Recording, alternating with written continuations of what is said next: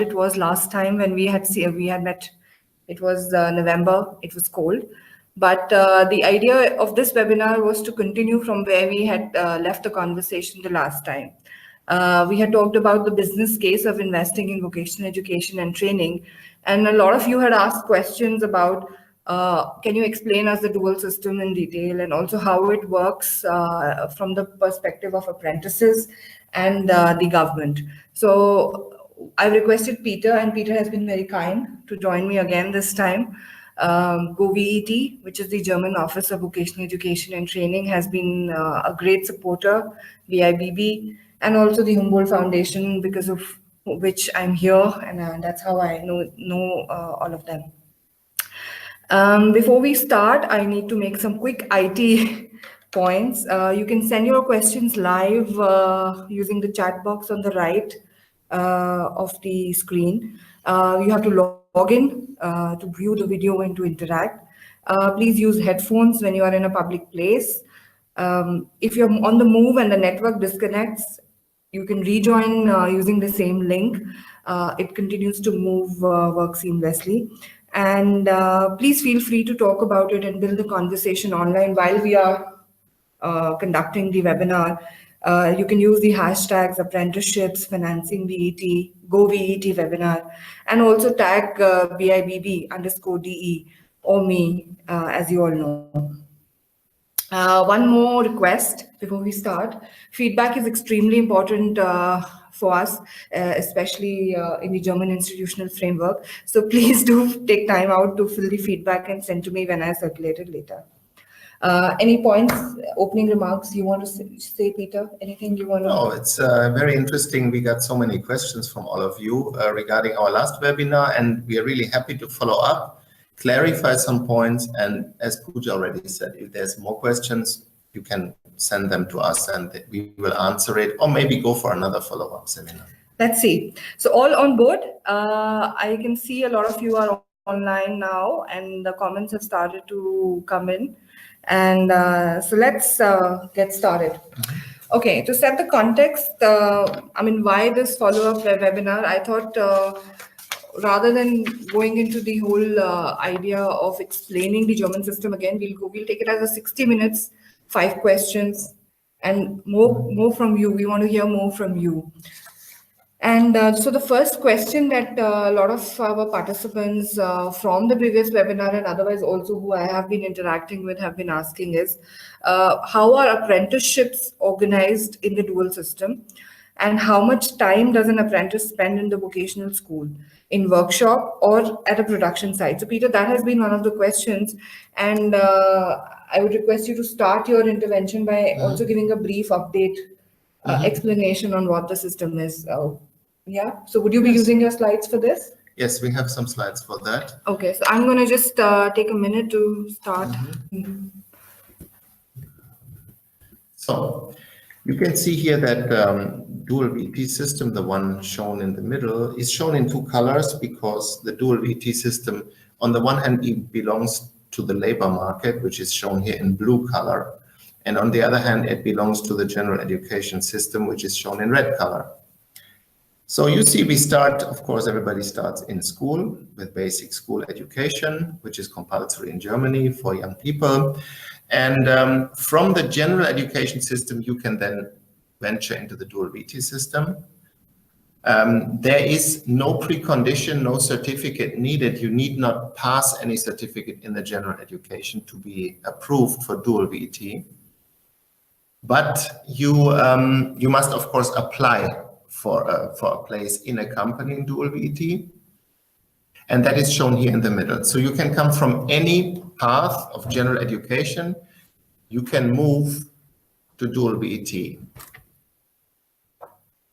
And then you see next system starts. It always starts with a training contact between the apprentice and the company.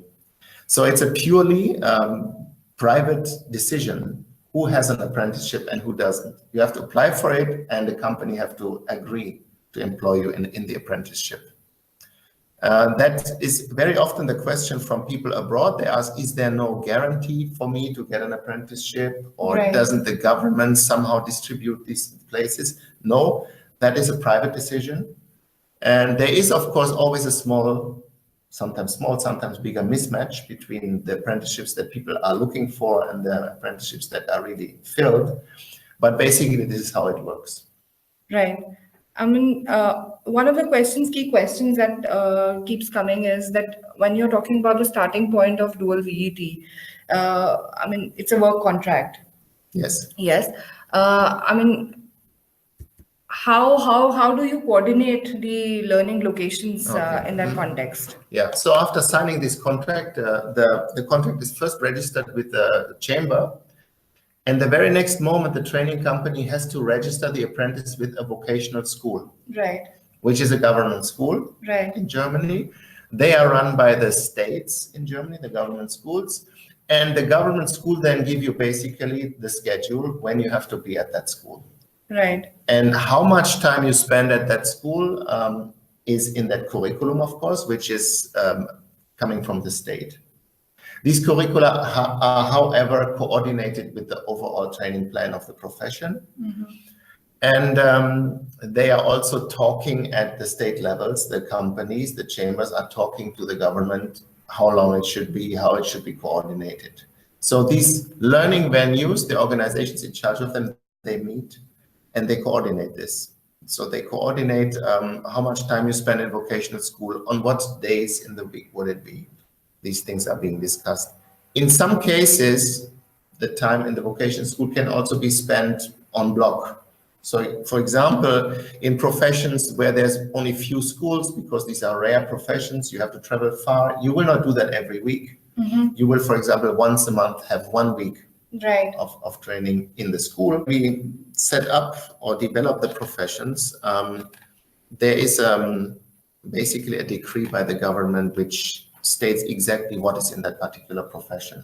Right. And the states coordinate with their schools which part the schools take. So there's a meeting also when that profession is being developed, when that overall plan is being developed, they coordinate which part is in the school and which part happens in the company. So you will find for every profession, you will find a decree that clearly states what's the name of the profession, what's the contents, how about the examinations. You can even find many online, even on our website.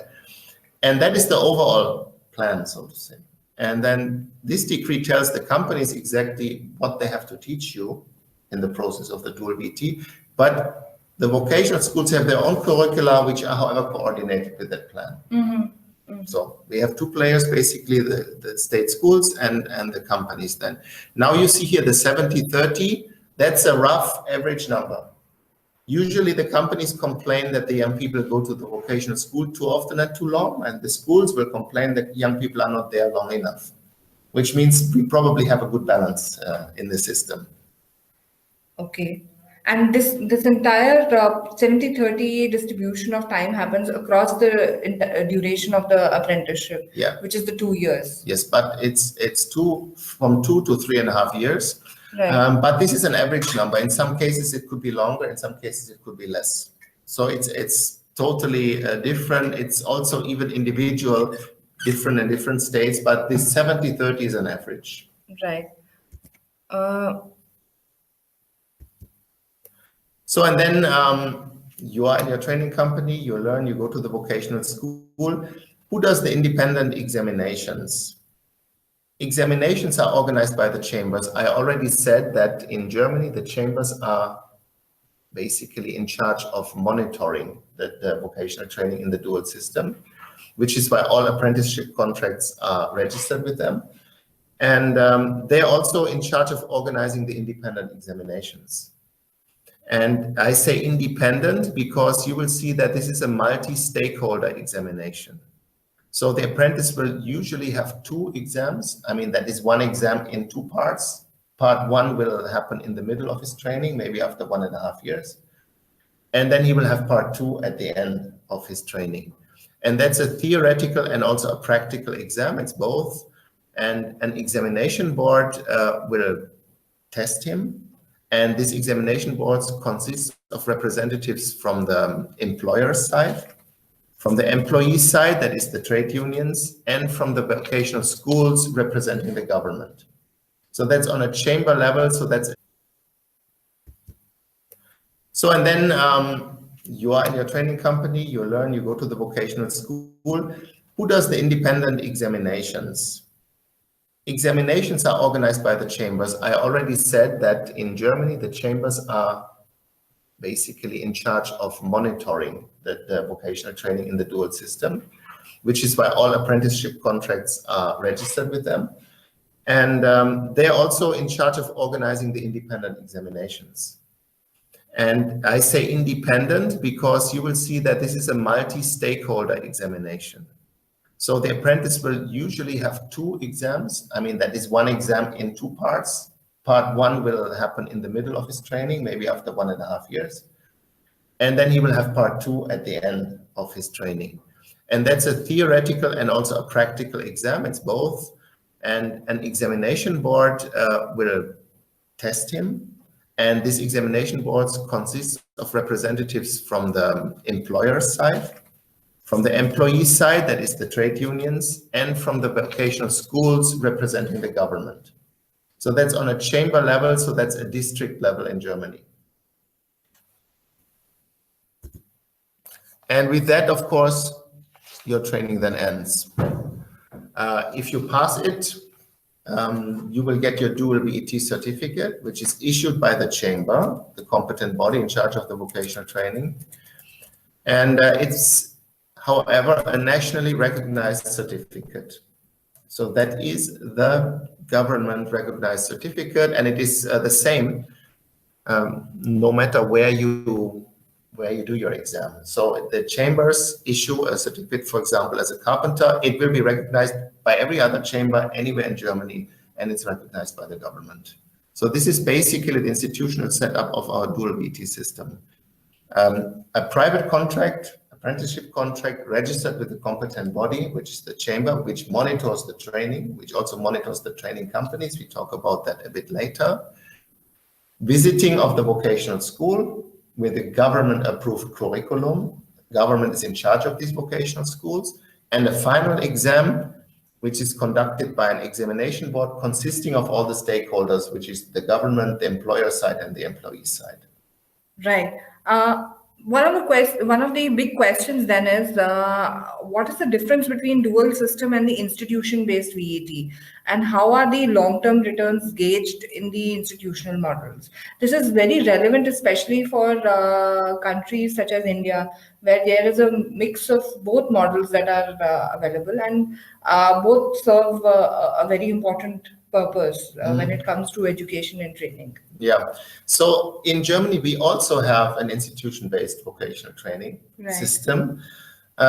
You could say that about of all the young people starting there or leaving school, 70% go into vocational training, out of which 70% again go to a dual VT system, but 30% of those pursuing a practical education or a vocational training rather than university education will go to a vocational full-time school, an institution-based training. Right. The difference is, okay, so numbers are smaller. That's what I already said. But the main point is that this is the institution-based system is a full-time schooling. In some cases, it's enriched with practical experiences, with longer internships. And what we do not have is this Germany-wide training standard. Right. A lot of these institution-based trainings are state-based, so they are different in every state.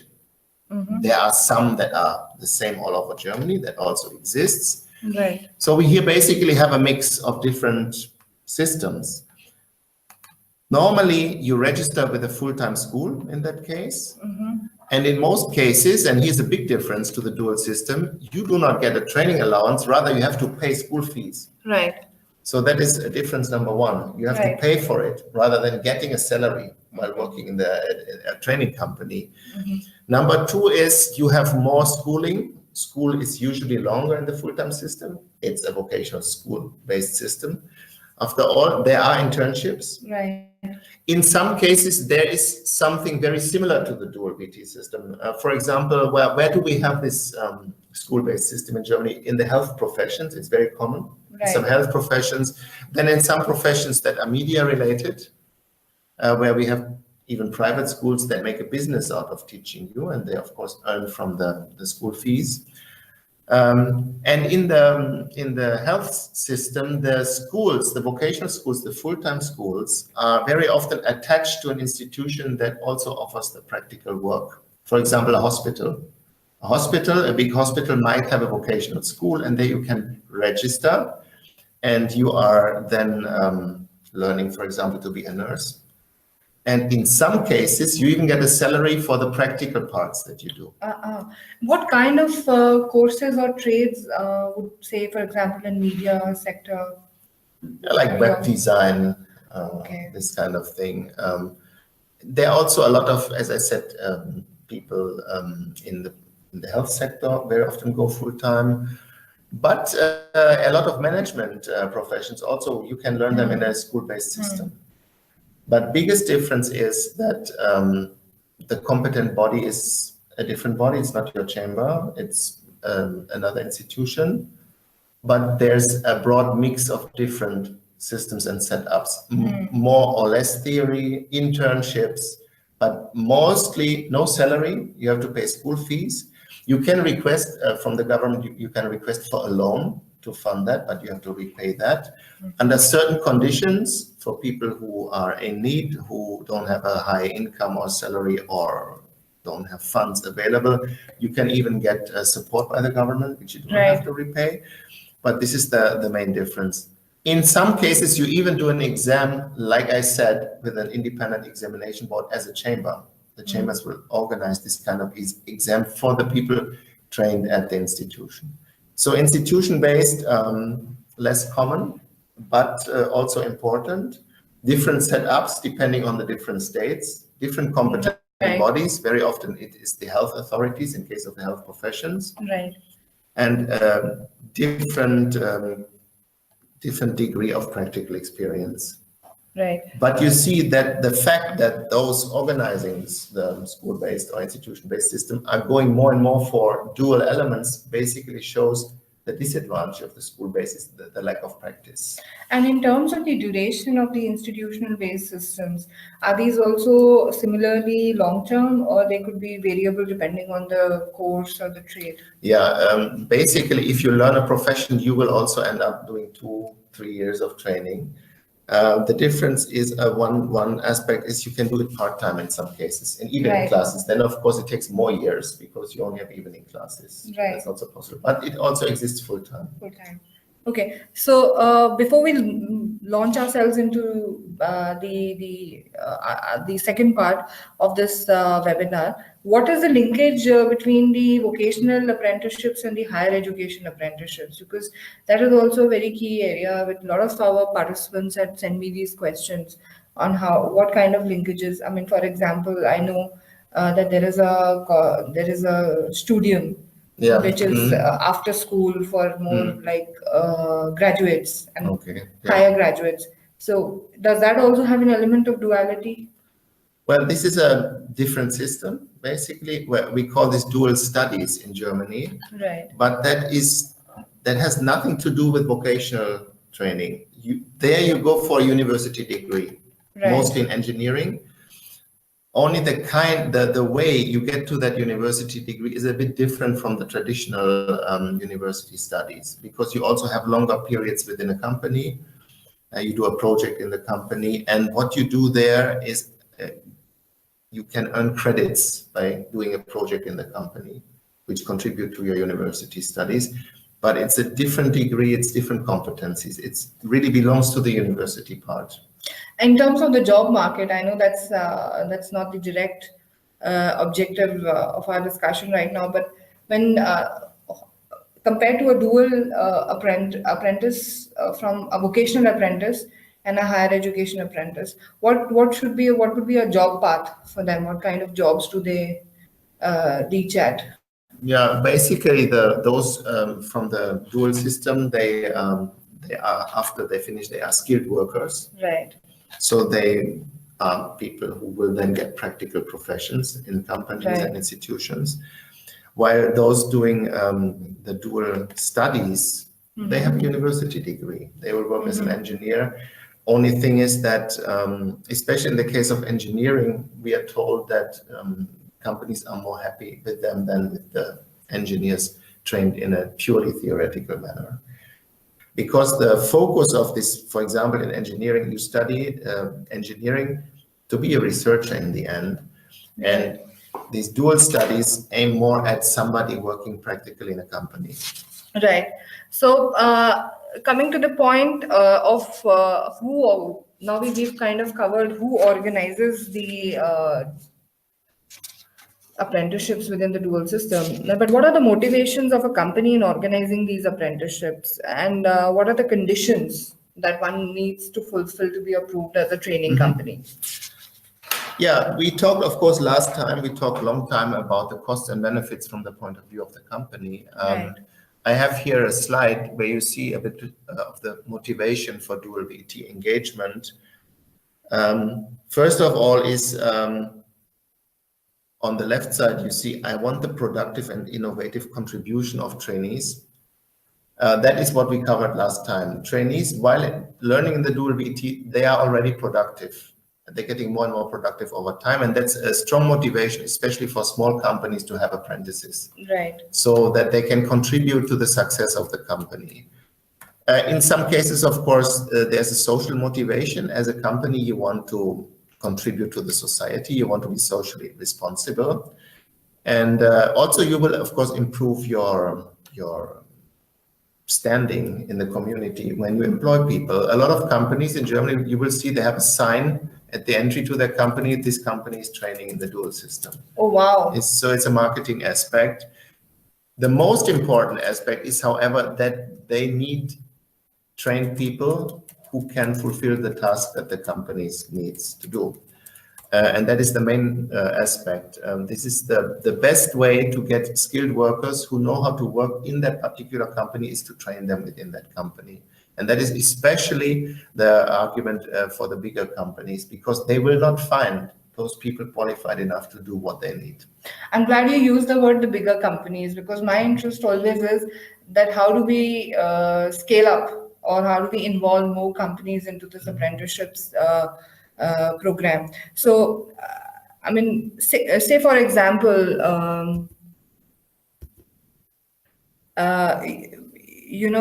let's take an example of a SME company which has 100 employees and an annual revenue of 5 million euros, which is approx 40 crores in Indian rupees, manufacturing ancillary parts, and the company wants to engage in apprenticeship. So what are the standards that they have to meet? And does meeting the standards set out by this Vocational Training Act become a deterrent to engaging these enterprises? Yeah, of course, not anybody can just train young people. You must meet certain conditions. The most important condition is, of course, that you offer the whole range of the particular profession. So if you want to train carpenters, but your company is specialized in only doing window frames, then you cannot train a carpenter. Okay. So you must cover the full spectrum of that particular profession that you want to take apprentices in. Right. Secondly, of course, you need the necessary facilities. If it's a practical thing, a practical profession, you need to have the particular workshops, equipment. You must, as I said, you must offer that particular products and services so the young people can learn to offer these services and produce these products. In case you have office professions, of course, you need the offices. You also need sanitary facilities and meet certain sanitary conditions. That's also necessary to be a training company. The third thing, so apart from the spectrum, the professional service spectrum, the facilities, you need to have qualified staff. You need trainers, of course. On the one hand, you need people who are proficient in that profession that's being taught. And also, you need at least in each company one person with a specific pedagogical qualification, which you get by having a training of trainer certificate, which is possible in courses at the chambers mostly, but also at private schools. But there's an exam at the particular chamber, the training of trainer certificate. which is also part of the Master Crafts examination. If you do a Master Crafts examination in Germany, that training of trainer certificate is included. And these are the things you need to fulfill. Another thing is that you need an adequate ratio of workers to apprentices in your company. You cannot have a company with 3 workers and 10 apprentices. Should be the other way around at least. There is no particular number, but the organization checking all these conditions that I have mentioned is the chambers, and they will have a look that you know somebody who takes in 10 apprentices and he has only 10 other staff will not be allowed to do that, because it's not possible to train so many people. And in that case, it would look like you're using these apprentices just as a way of getting cheap labor. And what happens is, for example, I'm a small and enterprise. I mean, and I may not have more than 10 or 12 employees. In that situation, what do companies do here? You can have 1 or 2 apprentices then. What you do is, when you start training, you have to, of course, go to the chamber and say, I want to train young people, and you need basically to be certified by them. You must be accepted as a training company. They will check these conditions, and that's the way you do. They might even tell you what you have to correct. There's a lack of facilities, maybe there's no toilets for female staff, this kind of thing that you have to correct. Or they will tell you, okay, one of you still needs to do a training of trainer certificate, then you can train young people. So this is the way you do it. And what are some of the practices which are undertaken to mobilize apprentices, especially by MSMEs? Yeah, now let's say you are now a training company, you are approved, then you have to find apprentices. Yeah. Right. Mostly companies, well, of course, in those who are already established, they will get letters from young people requesting to start there. You can advertise in newspapers. There are job trade fairs organized by the labor office, organized by the local chambers. There are websites where people meet. As I said before, it's part of the labor market, and you meet like you meet in the labor market. So there's events, there's the whole spectrum of marketing. A lot is being web-based these days, of course. Could you share some numbers around how it is organized in the MSMEs? Yeah, it's first of all, one needs to know that most apprentices in Germany are being trained in MSMEs. However, the percentage of MSMEs training is lower than the percentage of medium companies and bigger companies. You can see this on this slide. I have here taken numbers from the annual report of the BIP, of the data report 2014, where we looked into this in Germany. And we have grouped the companies into micro, small, medium, and big companies. And we have used the number of employees as the feature where we make this differentiation. So it's not about turnover or profit. We looked how many people are there.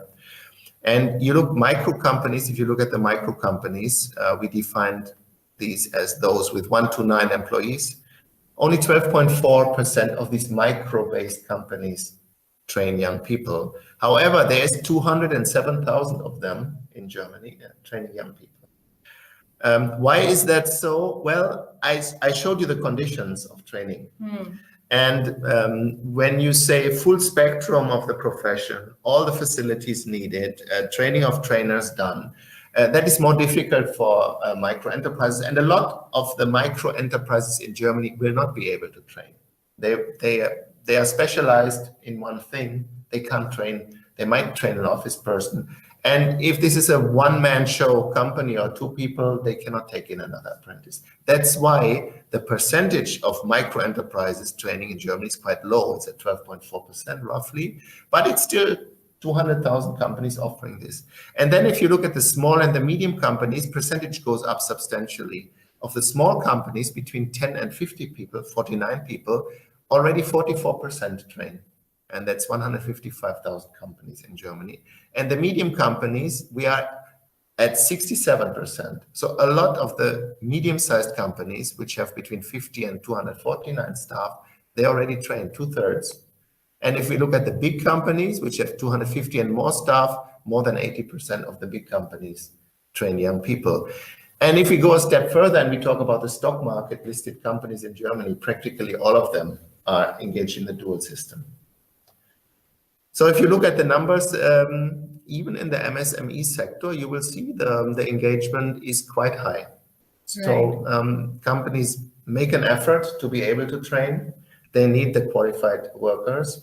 If they look at the cost-benefit situation, training young people in the apprenticeship pays off for them. They save recruitment costs, and that's why a lot of the MSMEs in Germany are engaged in the dual system.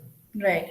I mean, that is very interesting because the companies are fully involved and engaged. And like you said, this is something new for me too, that the number of the percentage of small and micro enterprises which are involved is quite a lot compared to several other economies. Companies definitely have a direct benefit and indirect and long-term benefit. What about the apprentices? I mean, what is the motivation of the trainees to get involved in dual VET? Yeah, last time we talked a lot about the motivation of the companies, and we showed the economic considerations and social considerations. The BIP is now starting to look also into the considerations of the young people. There's also an economic motive to go for a dual VT training, and there are some other motives. So first of all, young people who do not want to study, who are, for example, not so talented in the academic sense, but more talented when it comes to practical things, they say, I want to do something practical. I would rather go for a dual VT training. Or in the dual VT training, as a young person, you can already earn some money. Right. The average training allowance at the moment is 800 euros average over the years. So you start maybe at 600, then you get 800, then you might even get 900,000 euros a month. And for a young person just coming out of school, that's quite a lot of money. So there's an economic motive also. And of course, in a lot of cases, it has to do with the social background. So you come from a family of craftspeople, you also want to be a craftsperson. Isn't this changing now? Because globally there is a trend that more young people want to go to higher education and less in vocational education. We also have that trend. Right. That is true. People go more for academic training, more and more, but our numbers are still high. We have about 500,000 apprentices starting every year, still at the moment. And of course, yeah, we need to advertise a bit more, maybe the dual system. The trend is there. It will not change, but numbers are still strong. Right. And now we can even look at the financial situation. I said there's also an economic motivation for the young people. If you look at first of all, we talked about the companies investing in dual VT. So initially the profit from having an apprentice is low or it's negative, and it grows over time. The same, of course, applies to a young person starting dual VT. He forgoes the salary he could get if he would just start working at the minimum wage. So if you do not go for a dual VT training and you just work as a helper somewhere, you deliver pizza or packages for the post office, you earn the minimum wage. And if you calculate that to a month, that's about 1,400 euros a month. Now, I said the average training allowance is 800. So you get less by going to a dual VT training. So why would you still do that? Well, because of course, after you passed your dual VT certificate, you get much a higher salary. And I have two examples here. Of course, these numbers are highly different depending on the region, on the company that you work with. But these are some numbers I got from the register of salaries in our state here in North Rhine-Westphalia. Okay. Here I compare what is the training allowance, for example, for somebody who's learning to be a baker. His training allowance is 637 on average euros. So it's not much. It's better than nothing. It's better than going to a full-time school where you get nothing or you even have to pay for the schooling, but you get the 637. Now, instead, if you help in a bakery, you help out, you get the minimum wage, you will earn 1,400.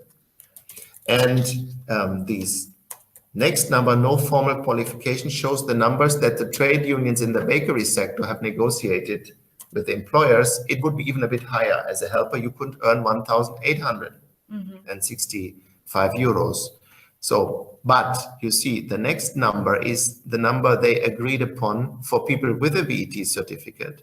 And that salary will be between 2,157 euros and go up to 2,517 euros. So what the young person does is he accepts a lower training allowance, which is lower than the minimum wage for 3 years or 2.5 years, 3 years. But then he gets a much higher salary, which can go up to 2,500. And then he has more than 1,000 more than working for the minimum wage. And that's what the young people do. They invest also in their training. They get less money than they would get as an unskilled person. But after they have the VET certificate, they can go up. And if you go for even further qualification, for example, you become a master craftsman after you are a baker, you can go to a master craftsman class, evening class or full-time class. If you pass that, your salary might later on even go up to 3,000 euros. And that's the calculation they do. And you have here the same thing for the electrical workers. For the electrician, training allowance is only 700. It's about half of the minimum wage. Of course, you cannot expect to earn the minimum wage. You're not working all the time. You're still in school and you're not productive right away. But after you have achieved your formal qualification, your VET certificate, it goes up to 2,228, and it can later on with further qualifications go up to more than 4,000 euros. And so that is what the young people do. They also invest, they train, they get trained. And after 3 years with a VET certificate, they earn already much more. And the path to further training, further qualification is then open.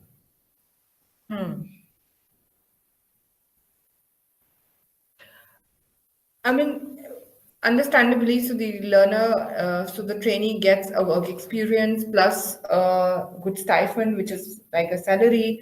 So it's better to learn and earn, and Exactly. that is the overarching motivation of the trainee. And of course, we know the government wants the young people to contribute and wants to improve the productivity. But what specifically could be the motivations for dual VET, for the government to engage in dual VET? Yeah, in Germany, the government has its place in the dual VET system.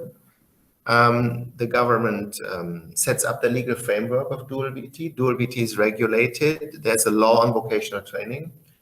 There are state laws on the vocational schools.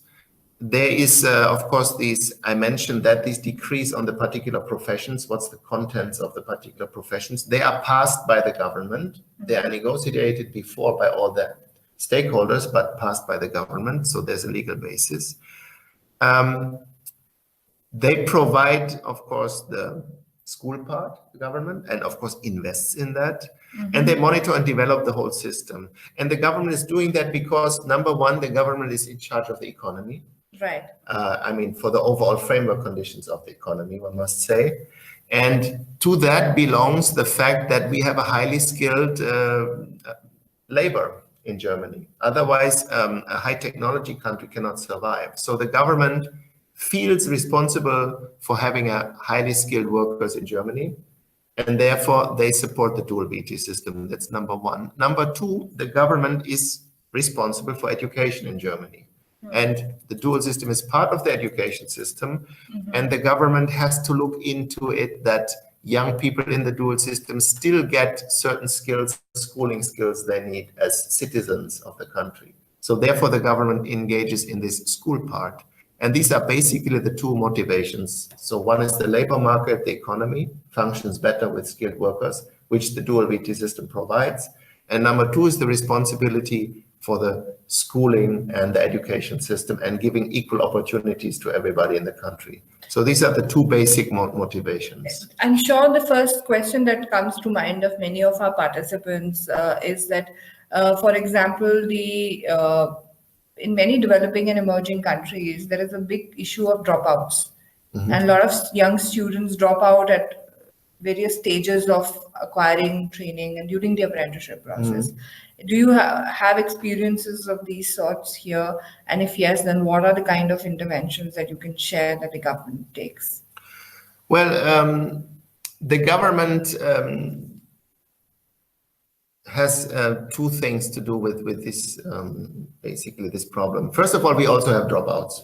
Okay. And we have high numbers of dropouts, especially in the first months or in the first year of training, because you see, young person comes out of school and he has never worked in a company, and then suddenly he's thrown into the cold water, as we say, and he has to experience the working life. And I talked about the bakers. Well, you have to be in the workshop at 4 in the morning.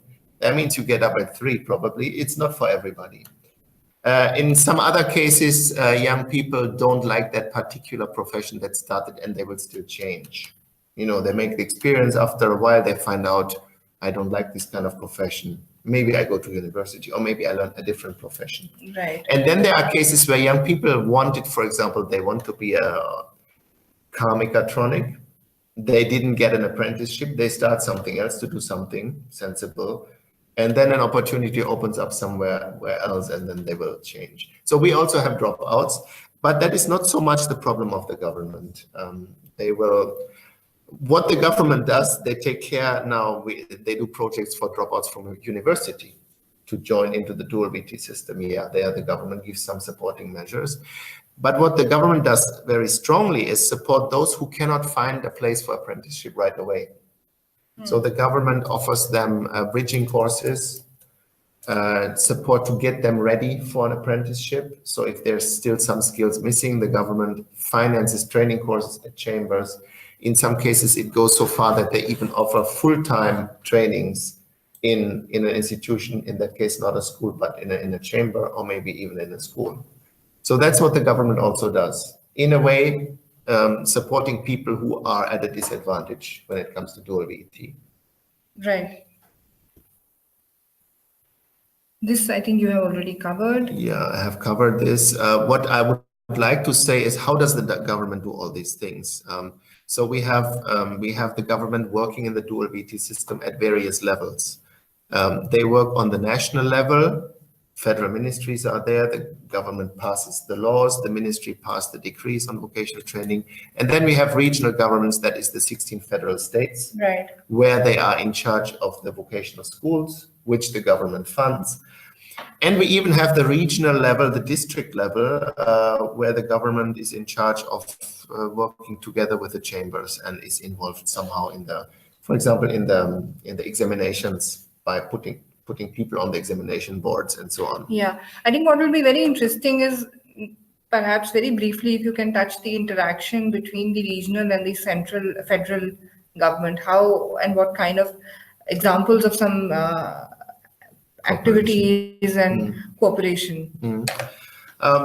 Well, these levels definitely sit together here at the BIBB, in the main board of the BIBB, where they work out the training regulations together, among other things. So they coordinate their activities. The federal level passes these decrees on the particular profession, but before it's passed is, of course, they coordinate already. You cannot pass a decree, a profession, where the states then would say, we cannot implement that in our vocational schools. So they sit together and discuss these things. And when we do a new profession here at the BIBB, it's developed here, they sit together and coordinate already how would the curriculum then in the state schools would have to change, be adjusted. And then the state's level is more, of course, focusing on setting up these vocational schools, funding them, where the apprentice stays 30%. So that's an important task of the government. And it goes down to the regional district levels. The vocational schools are, of course, managed by the communities, the cities, or in some cases by the districts. So the government is involved in the particular practical management of vocational schools. And then again, on the examination boards of dual VT, you have government representatives. Even in the chambers, you have government representatives, which come, of course, then from the local governments on the same level where the chamber works. So government is involved in setting the legal framework, organizing the schooling part, supporting young people who have problems to enter the dual VT system. The government also funds the research on vocational training, and then is engaged even up to the regional level. I have here overview, what the government does. You can see on the right side, how does that translate into money? So the government shares the expenses for the VT system with the employers. Employers, of course, contribute the training allowances and everything that relates to the in-company training, which is a lot. It's 25.6 billion euros a year overall, over all of Germany. I said the companies recover some expenses because the trainees are contributing to the company's success, but net companies still invest 7.7 billion euros. Of course, they recover part of that because they save expenses. Otherwise, companies would not engage in dual VT. But this is the share definitely of the companies. But then you see the government pays 4.75 billion for the dual VT system in Germany. And that's the running expenses only. 2.9 billion is for the public vocational schools. We have more than 1,500 in the different states, public vocational schools. And of course, the government paid for the investment initially, which is not shown in these numbers here. Normally, you would have to look at how much depreciation is there. Government, of course, sets up the facilities of the schooling part. And then, as I said, support to other people, steering, monitoring, further supporting measures, research, that's 1.85 billion. So overall, the government is at 4.75 billion euros. Right.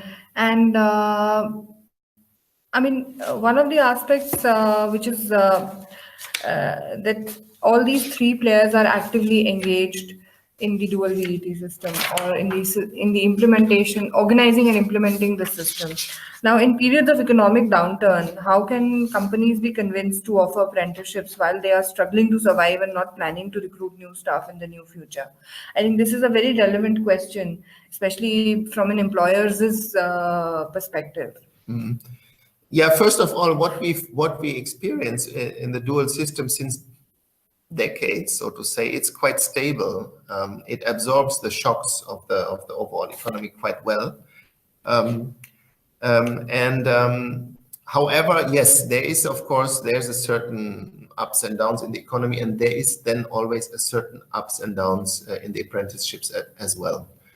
However, companies try to keep apprentices because, as I said before, they need the skilled workers. And if in an economic downturn, they would not train young people, they wouldn't have the needed skilled workers when the economy is picking up again. So that is something that is in a way self-regulating. The government also in the past took some measures when we had an economic downturn. For example, they made it easier for companies to fulfill the conditions of being a training company. And what did they make easy? Well, for example, they said, okay, if you have a trainer in the company, he does not necessarily need a training of trainer certificate. So for a while, this was paused, the need to have that. And the hope was that more companies would then start training because more companies would be able to fulfill the conditions right away. However, that experience was not so good overall, and I think it will not be repeated. The numbers did not really increase, and now they find out now a lot of qualified trainers are basically missing, lacking, and therefore this kind of thing has to be looked at with a certain caution. Mm-hmm. Mm-hmm. What the government will definitely do in a downturn, when we necessarily have some young people not finding apprenticeships, they will increase the funding for the measures that I mentioned before, right. Support people to have basically a year preparing them to find an apprenticeship, bridging courses, to somehow spend the time reasonably and be prepared for your training or for your working life later on. Right. Right. I think one of the other aspects which does not get covered is how the grassroots level engagement happens in the system, because mostly when we talk of Germany and we talk of the dual system, we only talk of high-end, highly sophisticated technology. And we sometimes miss out that, the Mittelstand, just the MSMEs are very, very strong and active, even at the grassroots levels. So could you share some examples around that? Yes. When we present the dual system in our presentations, of course, we give a broad overview. Actually, the implementation takes place very much at the district level and at local levels even. Right. I mentioned already the chambers. They have plenty of activities, of course, on the district levels. Some of them even augment the dual VT training in vocational training centers where they augment the practical part of the companies. But we also have organizations, sector associations, for example, the guilds in Germany, Innungen, they're called in the craft sector. Sector associations in Germany are organized from the district, even lower levels, up to the national level. So let's say there's a guild for the auto mechanics or the auto mechatronics, and they have a state association and they have a nationwide associations. And these sector associations are also heavily involved in the training. What we do is in Germany is that we look who can contribute and we involve the people, we involve the organizations. And so at the local level, guilds, for example, might organize the final examinations. Okay. The guilds are different from the chambers because they are, as I said, sector associations. They take care of a specific economic cluster.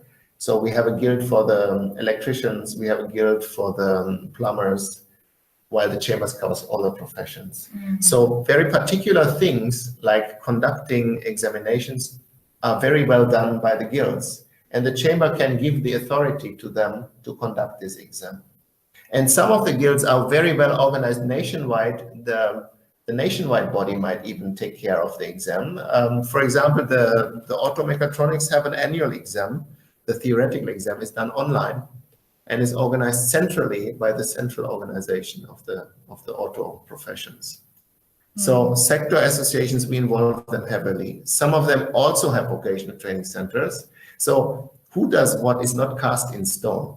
When there's facilities available at the district level, the chamber will coordinate with a particular sector organization and discuss who does what. And sector associations even have usually one person in charge of the vocational training in their particular district and take care of these things. No, that is very interesting because something similar is happening in India as part of the Indo-German collaboration also, where they are looking at how to engage the clusters in India.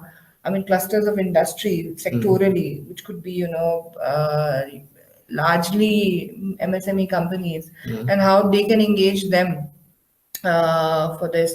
In fact, this is being led within the BIBB by iMove, which some of you may have heard of. iMove is the agency responsible for, bridging this gap between providers and partners and building those partnerships, which is, so iMove is also coming forward to organize a session on these cluster linkages, and perhaps I'll also pick up from what you have said when we get onto that the next time. I think since we are just about to reach our time, so maybe there are some comments which I will we can take up. I mean, one of the points that has come up is that the comparison of options between dual VET directly entering the labor market as unskilled is good. However, there needs to be pathways between, it needs to be done between pathways. For example, dual VET, and general academic education. So the comparison of what happens. So any comments you have on that? Of course, I showed only the choice that the apprentice makes between entering dual VT system or starting to work without any training. If he invests in a university education, he will do a similar calculation. He will look at how much salary will I get in 5 years after I have graduated, and will it be higher, accounting maybe for interest even, than if I start working now, training now, getting salary right from the start. But it's basically the same kind of calculation. Right, and Isabel has a very interesting point, and she suggests that an idea could be to make it more attractive by connecting it to higher education. I mean, the whole system of making it, I think it's what she's coming from is the levels of progression and how a person can make a career. Yes, but that is basically that's open at the moment in Germany. Also, we have opened that up. Once you have passed your dual VT certificate, you can enter university from there without doing A levels or any particular schooling. That does not mean that you're guaranteed a place, but you can now, the university cannot reject you just because you didn't pass A levels. Once you have the dual VT certificate, you're entitled to apply for a place at the university. However, of course, the university might still put an entry exam in front of you. But the system is open now, and even master craftsmen who come from the dual VT system, have a dual VT certificate, do a master craftsman, they can also enter university. So the pathways are open. The two systems are now connected. However, a lot of people do not make that choice. If I want to give a rough number, I would say that about 10% of those doing a dual VT system will go to university later on. That's what a vocational school teacher told me recently. Of course, some of them have A levels and they could go to university even had they not done the dual VT system. The reason that not so many young people do that, I think there are two. Number one is you earn already quite well after you have passed your dual VT certificate. And as I said, they calculate, well, salary is good for me. I won't get much higher by investing now another 5 years in university education or 4 years. And the second thing is, of course, the particular interests. If you are not interested in an academic career, if this is not your talent, you also would not go for it.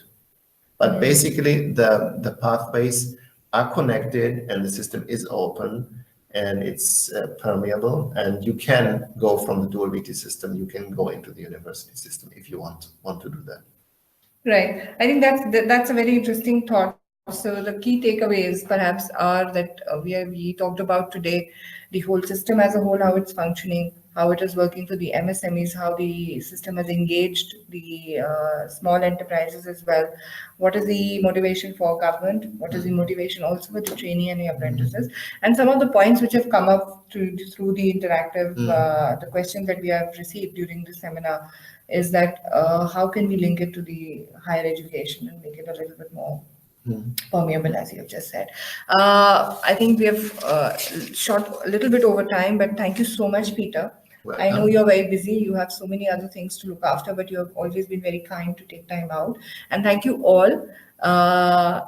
You encourage me, you encourage us, you kind of bring together this whole interactive environment, and we really we also get enriched in the process of organizing this session. And perhaps if you have more questions and your questions are really pressing, please do send to me. Peter is always available, and if you feel that there are any more areas or topic where we can request Peter to come discuss again, I can do that as well. Yes, so I thank you also for organizing this webinar, and I thank all the participants for sending their questions, for listening to us, and for the interaction. Thank you. Right, thank you everyone. I will be sharing the link of this webinar along with the presentation with you shortly. My apologies for the confusion that happened in the early part of the presentation, but I did share the link. And please do share the feedback form filled with me, because that helps me improve and also get back to Peter with more questions. Thank you everyone. Have a nice day.